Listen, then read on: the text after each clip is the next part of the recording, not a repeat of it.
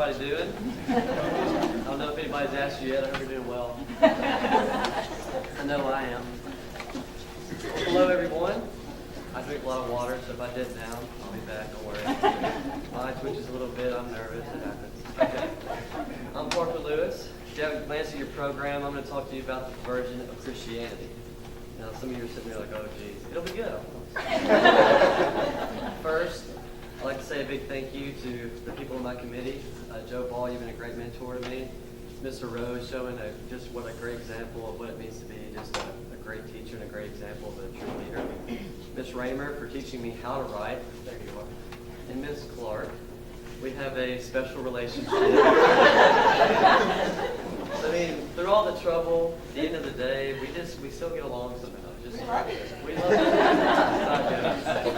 I have a couple of things I'd like to disclose to you, a couple of morsels of knowledge. I am not a theologian. I will not attempt to be so in my presentation. I rely on the secondary support of pastors like Timothy Keller and Matt Chandler. They really help me get through some of the places that I'm lacking as a Christian in my personal walk. I'm going to give you a little background about my paper before I actually dive into the topic. Now, why in the world would I choose a topic about Christianity? Well, it wasn't exactly my first choice when we were talking about it last year. Miss Raymer, Miss Clark, and all the English teachers were like, all right, faith, that's a hard thing to write about because there's so much opinion and so much emotion backed into faith, and it's just such a hard thing to talk about, especially being in a school where it's not a Christian school. And in the beginning, I didn't even really want to talk about Christianity. I wanted to focus on identity.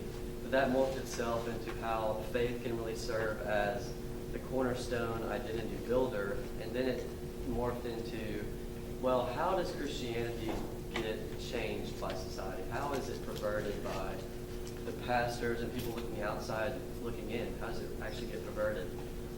And I came to a point where I realized that this paper was not going to be just a purely academic assignment for me. It was really going to be more of an act of worship on my part, and really trying to not only help me grow as a person and a Christian, but really just trying to spread a true gospel message to all the people that read it, and really just trying to show a positive light on Christianity.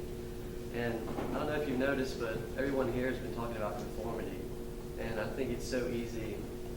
Timothy Keller, he wrote a book called The Reason for God, and he has a chapter in it that talks about that the heading of the chapter is Christianity is a straitjacket. And people think that moralism is the backing force behind Christianity, and then it's all about moral deeds, and I'm going to fight against that here. And I'm going to say that grace is what it's all about. Like, we're all fallen people, and it's all about being redeemed on daily and through everything. It's not about what you do or what you don't do. It's all about grace. And that really put me in an intimate position with my paper because I was very close to it. So in the beginning, I kind of wanted to rely on my personal experiences and what I had learned personally. But then I realized that I actually had to use some literature. So before I could start, I had to realize a couple things. First, that I'm not perfect, and neither is anyone here, anyone else on the earth. Therefore, I'm equally as guilty of perverting the message as anyone else that I talk about in literature or anywhere else. And I am a high school senior trying to tackle a task that 40-year-old pastors write books on. So I had to realize that my paper cannot be perfect, and I need to accept that. And after I'd accepted that, I found a couple primaries and secondaries to help me support what I was trying to say. For my primaries, I had 3. Everybody else had 5 or 6 or whatever. I had 3.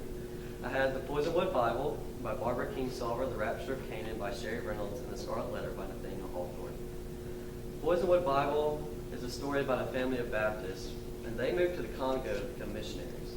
Now, the patriarch of the family, Nathan, he's quite an arrogant fellow, and he leads his family by focusing on the moral laws of the Bible. And he has 4 daughters, Rachel, Leah, Adam, and Ruth May. Now, Ruth May actually dies in the Congo from a snake bite, while his wife, Orleana, and his other 3 daughters abandon him in the Congo and spread themselves over the face of the earth. The Rapture of Canaan focuses on the events that occur inside a family compound centered around a church established by the patriarch of the family, Grandpa Herman. Now, Grandpa Herman he resembles Nathan in a lot of ways, but he kind of takes it to a further extent, I personally think, because he actually he not only focuses on the moral laws of the Bible, but he creates his own laws and his own supplements to the Scripture. And he actually starts putting all of his laws into these little leaflet books, and that's kind of seen as a supplement to the Bible. And he leads his family in that way. He sort of leads a cult-like compound in the rural American South. Now, The Scarlet Letter is a high school English class classic where Hester Prynne is publicly humiliated with the Scarlet Letter A, and she has an affair with Reverend Dimmesdale. Now, Dimmesdale refuses to acknowledge his sin out of fear, which leads to his destruction and his death. Now, what do all these novels have in common? What do they have to do with the corruption or perversion of Christianity? Well, they all focus on how pride destroys the mind and the soul. Nathan Price is a misogynist who believes that since he is a male, he has the authority to dominate his wife and his daughters. He also believes that since he is an American, that he has the right to dominate the Congolese people with whom he encounters. Grandpa Herman also believes that he has the power to destroy the sanctity of the gospel message and blatantly change or add his own spin to the true message.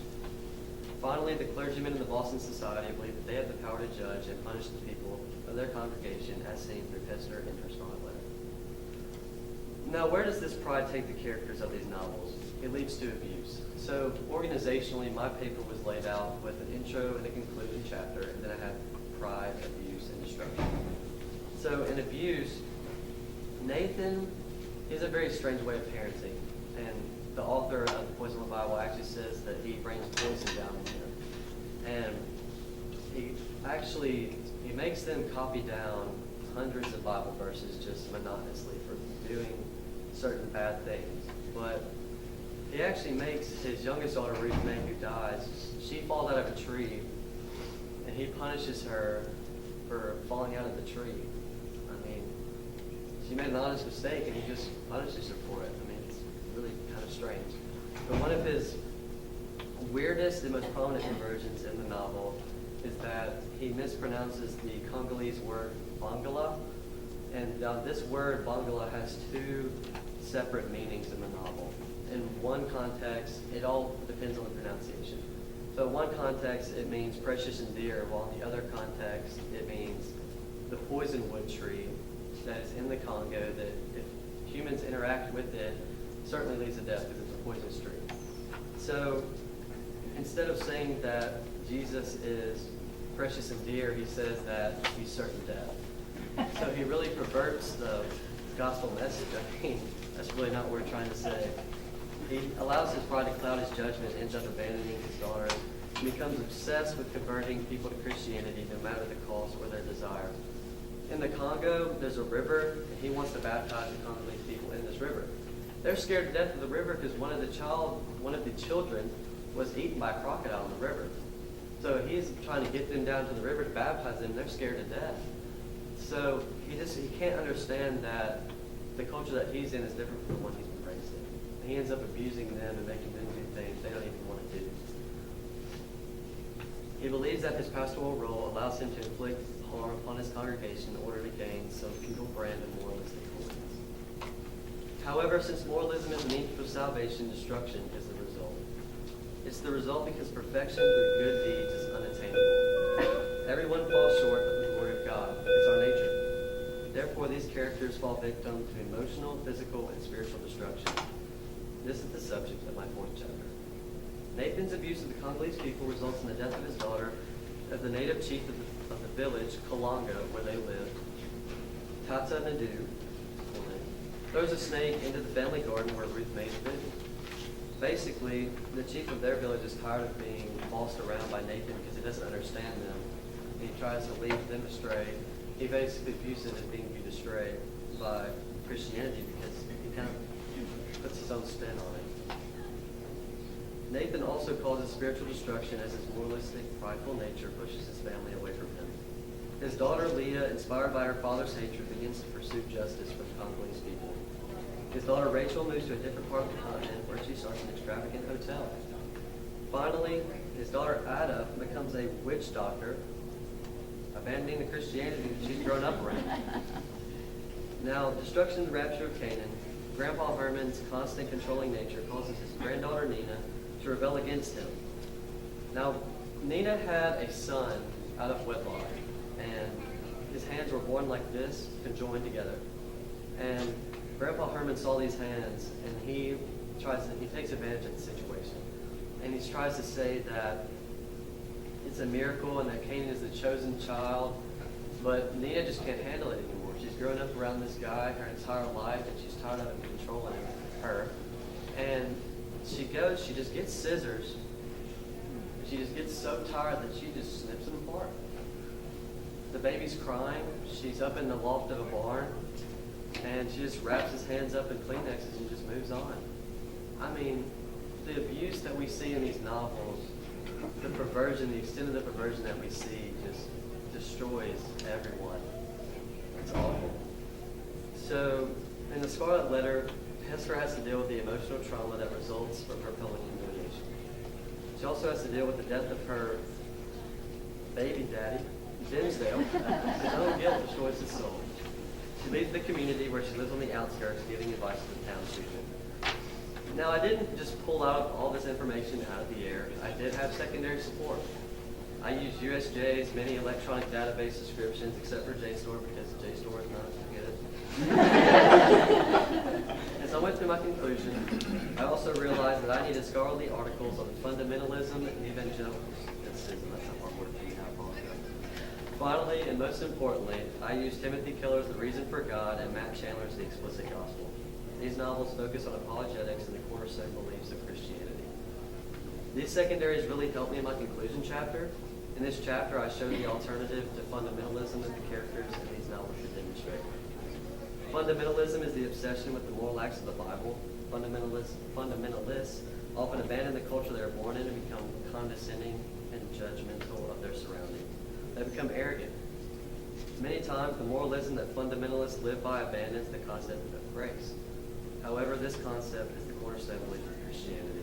I'm now going to read you a passage from my conclusion where I discuss the concept of grace. The author of Romans says that all have sinned and fall short of the glory of God and are justified by his grace as a gift through the redemption that is in Christ Jesus. This verse from the Bible tells the reader that all Christians are guilty of violating or perverting Christian doctrine to some extent. In other words, Christians are not perfect. However, Romans 3 also tells the reader that grace is readily available to Christians who sin. Grace is the undeserved giving of forgiveness from God unto mankind. Without this gift, Christians would find themselves completely displaced from God's presence. Their sinfulness would create a chasm between themselves and God's purity. However, Jesus bridges the chasm. Jesus' death on a cross and resurrection 3 days later is the price that he pays in order to give mankind the redemption to which the author of Romans refers. Moralism, the ideological backing for abuse in the Poisonwood Bible, the rapture of Canaan, and the Scarlet Letter, is a clear perversion of Christianity. The life of a Christian is focused on the gifts that salvation brings, not the burden of being perfect. Timothy Keller says the mistaken belief that a person must clean up his or her own life in order to merit God's presence is not Christianity. In other words, Keller is reaffirming that perfection is not the means to achieve God's presence. Instead, salvation is earned through repentance and acceptance of the cross and resurrection. The book of Romans supports this. It says, because if you confess with your mouth that Jesus is Lord, and believe in your heart that God raised him from the dead, you will be saved. Therefore, why do Nathan, Grandpa Herman, and the clergymen vainly seek to beat holiness into their congregations? This abuse itself is also a perversion of Christianity. Since Christians believe that Jesus has justified their standing before God, and God is the ultimate judge, humans have no right to judge one another. In Matthew 7, Jesus discusses how believers should not exercise self-righteous judgment on other believers because it is hypocrisy. It is also written in Romans that now we are released from the law, having died to that which held us captive, so that we serve in the new way of the Spirit and not in the old way of the written code. I love that verse because it perfectly describes how Jesus just changes the world. Because he refers to the captivity of sin and guilt. Therefore, unlike the time of the Old Testament, Christians do not have to slave over sacrifice or atonement for violating the law. In light of Matthew and Romans 7, the reader can see that the premise of the Christian faith relies on grace. The reader can see that the way of the Spirit is liberation from the way of the written code. Therefore, the reader can also recognize that the behavior of the protagonist in the Poisonwood Bible, the rapture of Canaan, and the scarlet letter is contradictory to that principle. Now this passage perfectly exhibits how grace is the clear alternative to the moralism that the characters of my two novels exhibit. Evangelicalism is the better alternative to fundamentalism. Rather than focusing on the moral codes of the Bible, evangelicals focus on grace in the person of Jesus. This is the main point that I learned from writing my paper. I learned that grace is the key to having a successful Christian walk, realizing that humans are incapable of being perfect, and living through that and allowing Jesus to work through us, we can escape a lifestyle of guilt and shame. Another thing that I learned, I know how to talk. But more importantly, I know how to ramble. My paper was 35 pages before I revised it. It's 29 now. So I just got rid of 6 of them. Man, I was okay.